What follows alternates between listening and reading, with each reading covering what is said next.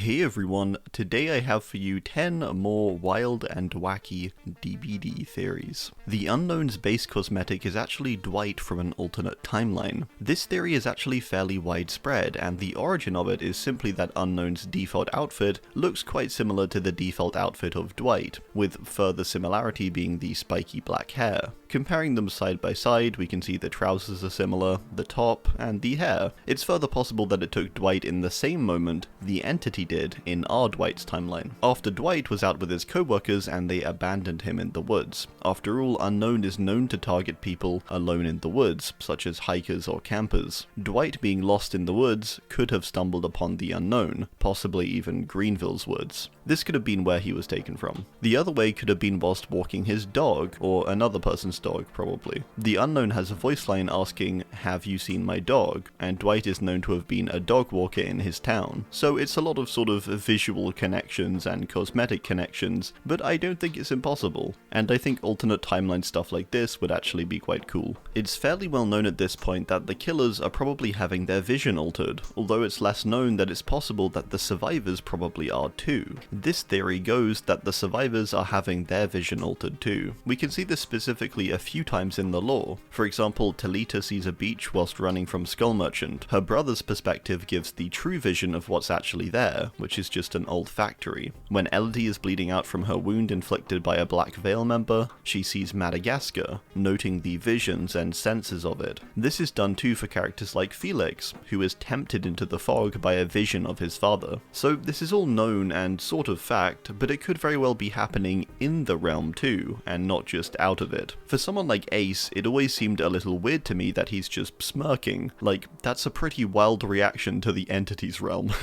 Or take Min, who's smugly standing there looking all confident. Michaela and Sable both sort of just stand there chilling, looking around and saying things like, "Yum." Like, come on, that's not a very natural reaction. For someone like Jill, Ash, or Hattie, say, it's much more reasonable they look chilled out. They've experienced horrors before, and are somewhat trained to deal with them. But Min, however much she might want a challenge, has just been a gamer her whole life, and Ace has probably seen a few things, but not quite like this, and to the extent of smirking at it. Therefore, what could be happening is that these characters are seeing something different. Min could be seeing the realm as a literal game, as she treats it as one. Ace may see the killers as debt collectors, and believes it's all just a game to escape them, so he's constantly smirking.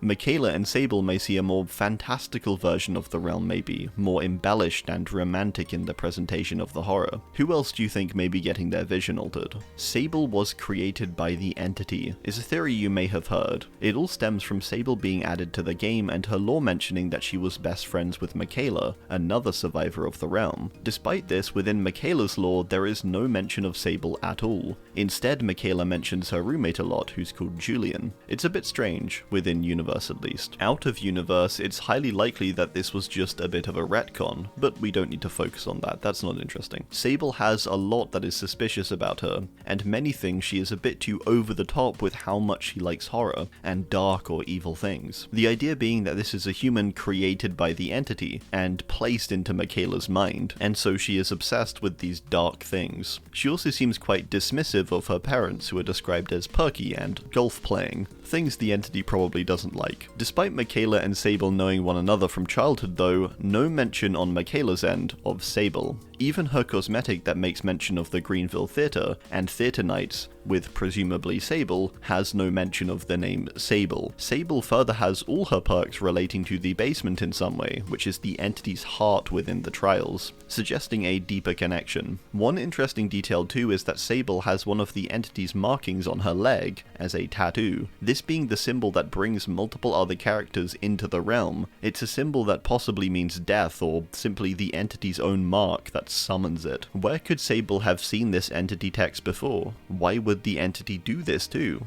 Well, it could be because Michaela is one of the stronger characters in the realm, both in the sense of her boon magic but also her emotional potential. Creating a best friend who comes to the realm to be with her would surely create a lot of emotion. Little do the survivors know, there's an imposter among them. Trickster and Skull Merchant knew each other before the realm. This is a theory from the comments and from Kimberly, so thank you to them. This theory goes that Trickster and Skull Merchant actually knew each other before the realm, and may have even met and possibly done a little crime together. The theory initially stems from the two of them both having a likelihood of getting along, two people in positions of power playing a character of sorts, and both enjoying killing. Skull Merchant is from Brazil, and Trickster visits Brazil for one of his shows, and for his tome lore. Another interesting connection about this too is that part of Trickster's tome outfit from when he was in Brazil actually has a golden skull mask. So who knows? Maybe Trickster even got this from Merchant herself. She even has similar mask designs within her catalogue, and is a fan of making her mask in particular shinier or more blingy. It further mentions it's a custom mask, so a simple theory, but I do really like the concept of it. The two of them grouping up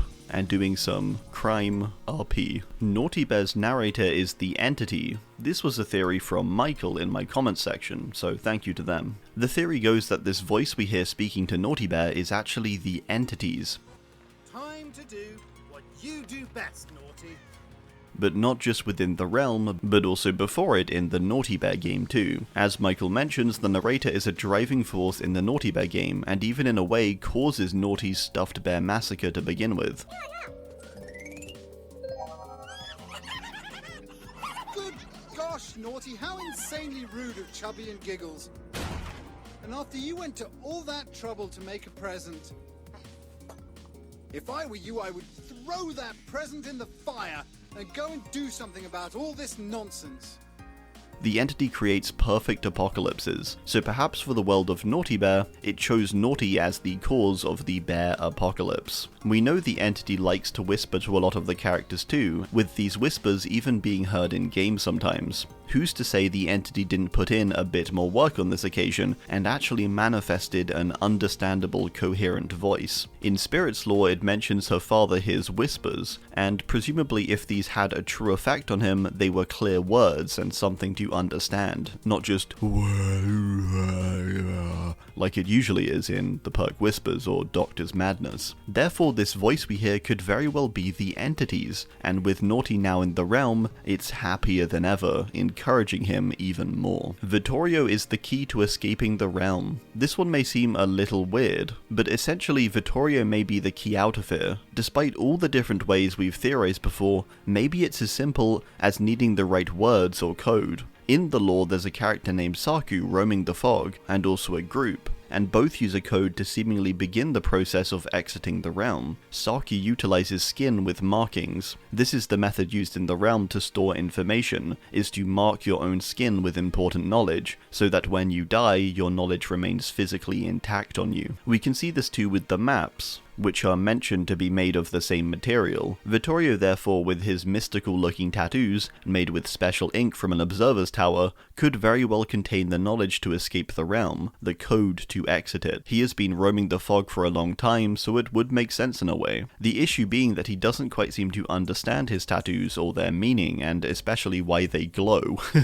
Their glowing though could actually be a sign of their importance and power too. The key to escape may literally be written on this guy's chest, and going into the trials with us constantly, which I think is quite funny. Like, the way out is literally right there. And bro doesn't even know what headphones are. The Golden Toolboxes are usable, you just can't reach them. If you didn't know, one of the main running Easter eggs in DBD is the Golden Toolboxes. Golden colored toolboxes that are hidden on each of the realms in various unreachable places. So could we use these? Well, it's possible. I mean, we can't get to them, so we can't really tell, but why not? They're theorized after all to be the property of Vigo, and the tools he speaks of in the lesser tools available to us as survivors. The tools taken from him by the entity. These tools then hidden away within the trials, their usage and potential ready to be unlocked. If only we could reach them. Other creations of Vigo can be used, such as the hatch, so who knows, maybe they could too be a usable item, and even possibly the third way to escape the trials aside the hatch or gate. Most toolboxes have been found across the realms, but some remain. perhaps uncovering all, could allow their usage. The entity is actually the one who likes feet. There's an ongoing theory and sort of conspiracy that the devs of the game like feet because of how many characters, particularly on the killer side, appear with bare feet. The devs' response to this in the anniversary quotes was to suggest it was down to us, the players, with supply and demand coming into play. However, I want to suggest another option. Maybe this isn't the case at all. It isn't the devs liking feet, but the entity itself. You'll notice after all that there's many parts of the game where feet are given focus even when it seems a bit unnecessary. For example, when kicking a pallet or a wall, which is part of the entity's trial rules, that these pieces of wood can stop you. Most killers have to kick the pallet with their feet, even in cases when they have a much better alternative in a weapon of some kind to break the pallet. Like Huntress say kicks it with her foot instead of just using her axe. Axes being famously known for good at chopping wood. The entity is likely watching through the killer's eyes, as we see the red stain, so it would see these actions very clearly, plus all of the other foot-based things in the game, but pallet kicking specifically seems tailored towards seeing them mid-trial for no reason other than to show the feet. The other notable thing is the presence of shoes as add-ons, almost as if the entity removes the shoes from the characters and they have to work in the trials to receive them back in the form of add-ons. Pretty crazy on the entity's part there, making them work for shoes. Just a theory though, of course. Hux was actually programmed to harm the crew. That's right, forget all you know. All that you've been told is a lie. This theory comes down to the fact that the whole situation surrounding Hux and the crystal and his sentience is all a little sus. They just happened to land on this planet, and just happened to come across this sentient crystal that caused Hux to gain intelligence and subsequently harm the crew. What if this wasn't the case? Instead, possibly when sent to Devaka, they actually programmed Hux to harm the crew at some point, after finding the crystal. It was an intended feature to possibly test the potential of the robots, sort of a live test for what could happen if they were to gain sentience, or possibly to test them for some kind of warfare. We do know after all that humanity went through some turbulent times around 2098, with it nearly ending in a nuclear war. Hux as a robot is described as fully autonomous and humanoid, but having 10 times the strength of a human and capable of running off of any kind of biomass.